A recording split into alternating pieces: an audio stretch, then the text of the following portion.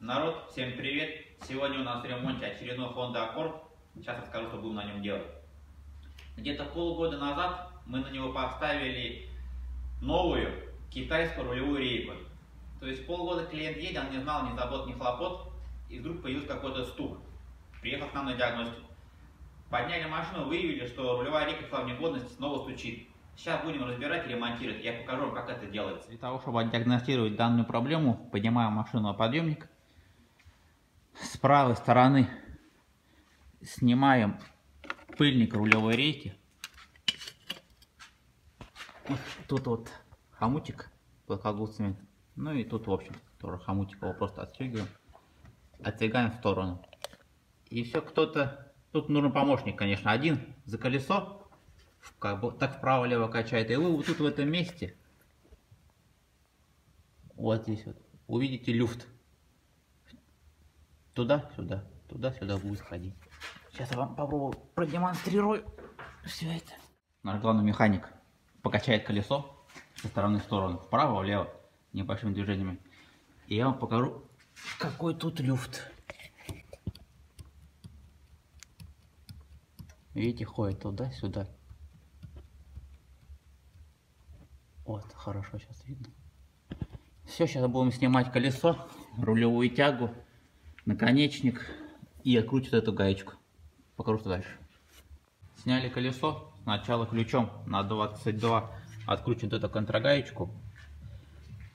Затем откручиваем вот эту гайку, забиваем. Сняли рулевой наконечник, чтобы не разрушить развал схождения.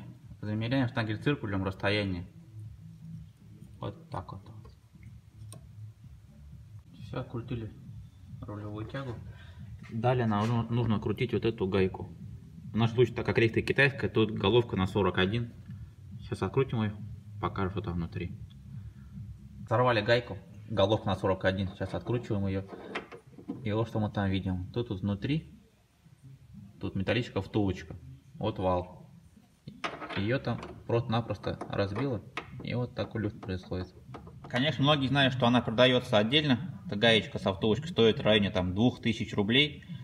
Но мы решили поступить немного по-другому. Сейчас поедем к токарю. Вот это вот место немножко расточим до конца, до сюда, чтобы оно было. Видите, тут он наполовину только втулка стоит. Втулка наполовину гайки. А мы сделаем до конца. И вставим туда новую второпластовую втулочку. И должно быть ходить намного дольше. У токаря выточили вот такую втулочку. Проточили больше диаметра гайки внутри и вставили туда второпластовую втулку. Вот так получилось, по-моему, прекрасно. Сейчас будем ставить на место, проверять. Прикручиваем на место гайку.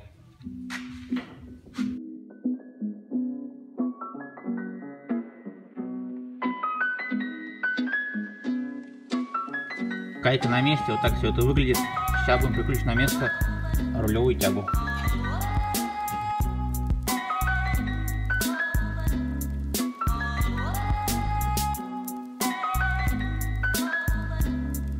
Берем специальный инструмент.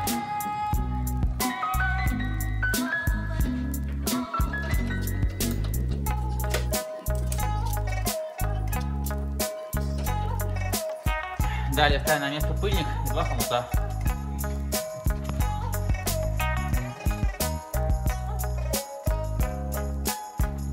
Затем мы откручиваем контрагайку.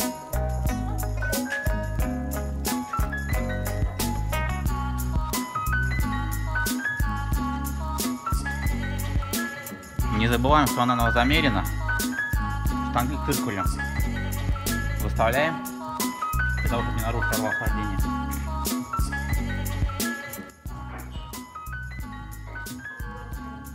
Примерно где-то вот так. Ну и все. Затем будем закручивать наконечник.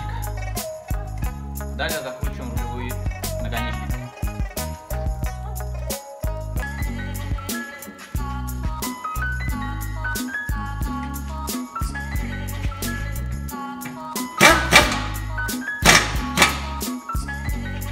Слегка подтягиваем до коверта, сильно не надо. Ну и затем закрутим контрагайку ключом на 22.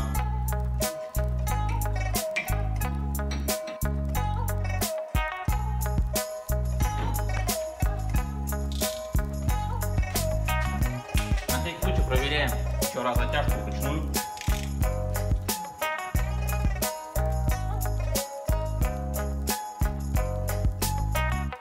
Проверяем. Наконечник затянут, контргайка затянута, тягу затянули, пыльники одели. В общем-то все. Сейчас накинем колесо. И будем проверять, есть ли у нас люфт в рулевой рейке. Сейчас нажмем 2 гаечки.